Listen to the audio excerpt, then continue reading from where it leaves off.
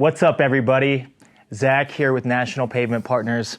I got Hayden as well. Wanted to check in with you guys. One of the least favorite parts of this business for me is scheduling, but it's absolutely the most important and definitely the most crucial. As we all know, we're a weather-dependent industry, and everything that we do relies on weather being permitting for us to pick up asphalt, deliver concrete, be able to seal coat, and then we need proper temperatures to cure. All of this type of stuff plays a small factor into the scheduling, which ultimately drives the company revenue for the industry. So when we first get a job that comes in and say a project is awarded, we break everything into different categories. Over here, we put everything on a whiteboard. And a lot of people do this a lot of different ways. I've seen everything from Excel spreadsheets to Google calendars and a million other things.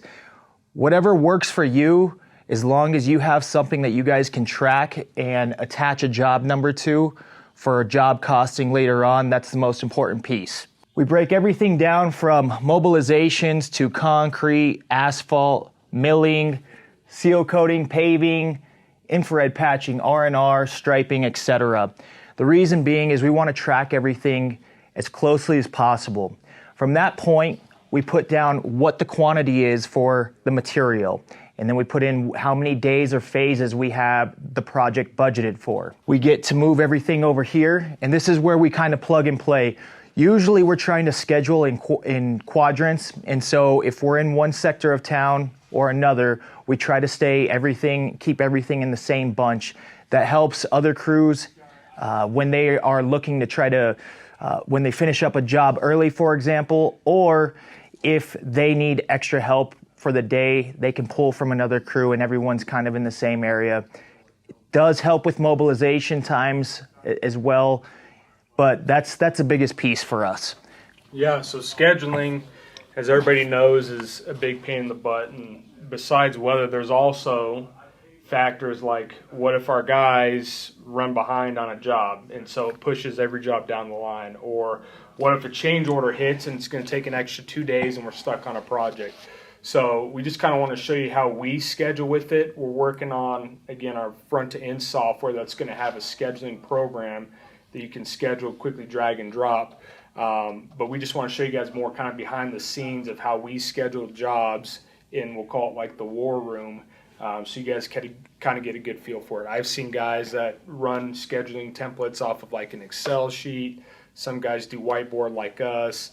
Other are like using Google Calendar. So all different ways you guys can schedule, whatever works best for you, that's great. But, this is even more of a push of why, there's so much handwritten manual stuff that we're trying to get automated for you guys. So just kind of wanted to show you that.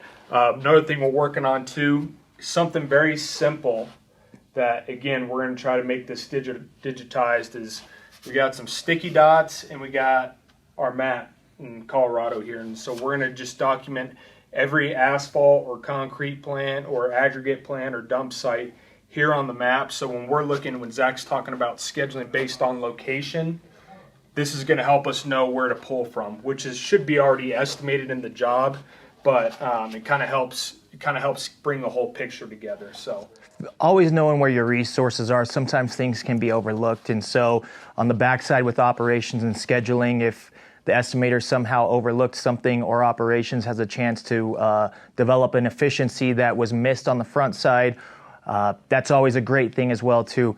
We keep our schedule pretty dialed in for a 2-week outlook. I know we go out further than that. We try to schedule as far out as months at a time.